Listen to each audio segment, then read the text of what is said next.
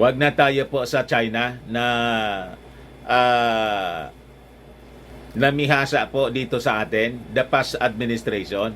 Pumasok sila dito po.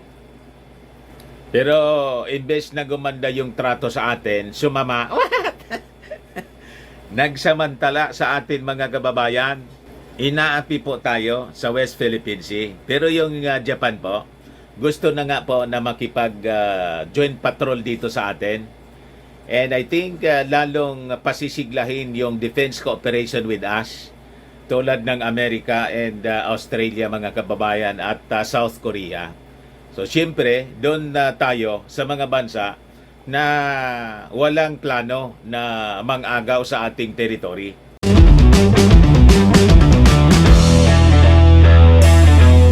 Another good news mga kababayan, yung ating Pangulong Bongbong Marcos, binigyan ng Toyota po ng 35 units para magamit po ng Palasyo Malacanang. 35 units ng sasakyan po. Ito po siya. Pumunta yung ating Pangulong Bongbong Marcos doon sa planta ng Toyota sa Laguna for the 35th anniversary po. Kaya siguro 35 rin na vehicles yung idinonate po ng Toyota Corporation. But before kong ibigay sa inyo yung magandang kwentong ito, magandang balita, click subscribe muna dito sa ating YouTube channel para lagi po kayong updated na mga kaganapan dito sa ating bansa. Like and share na rin po ninyo.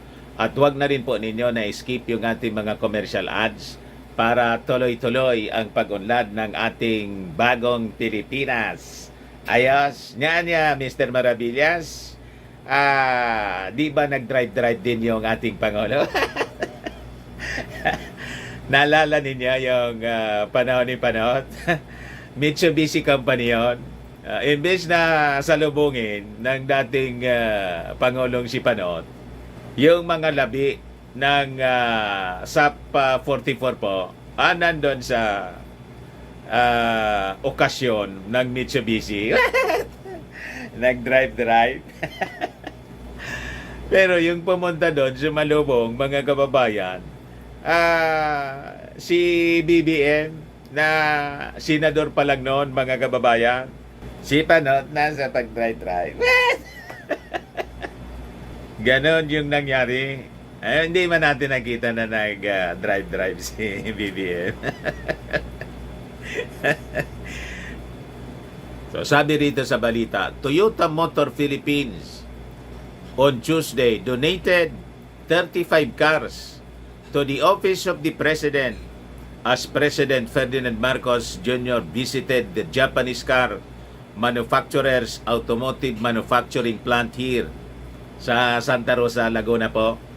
35th anniversary, kaya siguro 35 units din ng mga Toyota cars yung i-donate. So sabi rito po, Toyota donated 10 units of high ace ambulance, 5 units of light ace pickup, 5 units of Innova, 5 units of Vios, 3 units of Yaris Cross, 5 light ace, and 2 units of Coaster, which have been customized for the Love for All program of the Office of the First Lady Lisa Araneta Marcos. Napakaganda po itong ginawa ng Toyota Company. Lalo ngayon mga kababayan na pinapasigla kasi ng ating Pangulong Bongbong Marcos yung trade relations natin. Pero matagal na to yung Toyota dito sa atin. And karamihan sa ating mga vehicles dito sa ating bansa galing pong Japanese cars, kasi yung Japanese cars po quality cars. Tama po ito mga kababayan, na bumalik tayo sa magandang trade relations with Japan, kasi yung bansang Japan po tumutulong dito sa sa atin. Marami silang mga napakagandang mga projects para po sa ating bansa. Huwag na tayo po sa China na namihasa po dito sa atin, the past administration. Pumasok sila dito po. Pero imbes na gumanda yung trato sa atin, sumama. Nagsamantala sa atin mga kababayan. Inaapi po tayo sa West Philippine Sea. Pero yung Japan po, gusto na nga po na makipag-joint patrol dito sa atin. And I think lalong pasisiglahin yung defense cooperation with us, tulad ng Amerika and Australia mga kababayan at South Korea. So siyempre, doon tayo sa mga bansa na walang plano na mangagaw sa ating territory. Kaya sabi ng ating Pangulong Bongbong, we have always seen Toyota as being an important partner in everything, in our development in the Philippines, and now especially in these difficult times. The President said in his speech here during the 35th anniversary ng Toyota Motor Philippines. The President sees automobile manufacturer Toyota Motor Philippines as an important development partner for the country. Sabi po dito sa balita. Marcos Jr. acknowledged the contributions that Toyota has brought to the country. Sabi po niya, we have to recognize the help that it has given, that this plant such as this has given us in our people. Sabi po ng ating Pangulo. Makita mo ang magandang yung mga tao natin, our Filipino employees who have come to work with Toyota have been are very highly trained, are also extremely steep in the Japanese culture of production, which is very important, Anya, because they have shown themselves to be one of the most, if not the most efficient when it comes to manufacturing in high volume production of products, sabi ng ating Pangulong Bongbong. So with Toyota as partner, Marcos Jr. is confident that this will benefit not just the Philippines but also the automotive company and its Japanese partners. So sabi niya, we have always seen Toyota as being an important partner in everything, in our development in the Philippines, and now especially in these difficult times. These are the partnerships that we think, that I am certain will be of benefit not only to the Philippines but also to Toyota and even for our partners in Japan. Di ba? Napakaganda mga kababayan. Ayan po. Kaya imbes na mga Chinese made cars,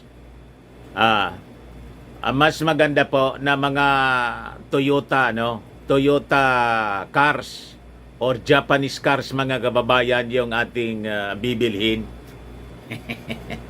Di ba? Assured tayo ng quality. At isa pa, para lalong sumigla mga kababayan, yung mga Japanese companies na sa pagtulong natin, tinutulungan din tayo.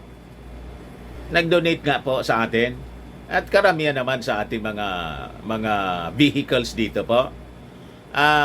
Mga Japanese made cars, talagang probado po na high quality po siya. At isa pa mga kababayan, yung gobyerno ng Japan tumutulong po sa atin through the Official Development Fund or ODA. Di ba? At saka yung JICA. Yung mga JICA natin dito, maraming mga eskwelahan pinatayo yung JICA. Pati yung bangko nila, yung Asian Development Bank na nakabase mismo yung counterpart ng World Bank, Asian Development Bank, nakabase mismo dito sa ating bansa. Di ba? At yung pagyaman ng Japan, hindi po ginagamit para gipitin tayo. Yan ang importante doon. Pero kung bibili kayo ng mga galing sa China, yan sabi nga ni Senate President Mig Zubiri, para anya tayong ginigisa sa sarili nating mantika. Pagyaman ng mga Chinese ginagamit para ibuli tayo sa West Philippine Sea. Hindi maganda po. Tama? So dito na po tayo sa mga Japanese companies. Ayun man lang po mga kababayan, baka lang gusto ninyo itong itry. Firmax Framing and Lifting Cream, pinapahid po sa mga pulses in affected area. Mainam po sa paninigas ng mga kaso-kasuan. Ayos. Ito naman po, Automax Radiant Serum. Sa mukha naman yung application, anti-aging po siya. You will look 10 years younger than your age. Yung mga inquiries po ninyo, dumiritso na lang po kayo sa aming messenger sa Facebook para masagot namin agad. Ako po si Dante Maravillas. Bye-bye po. God bless.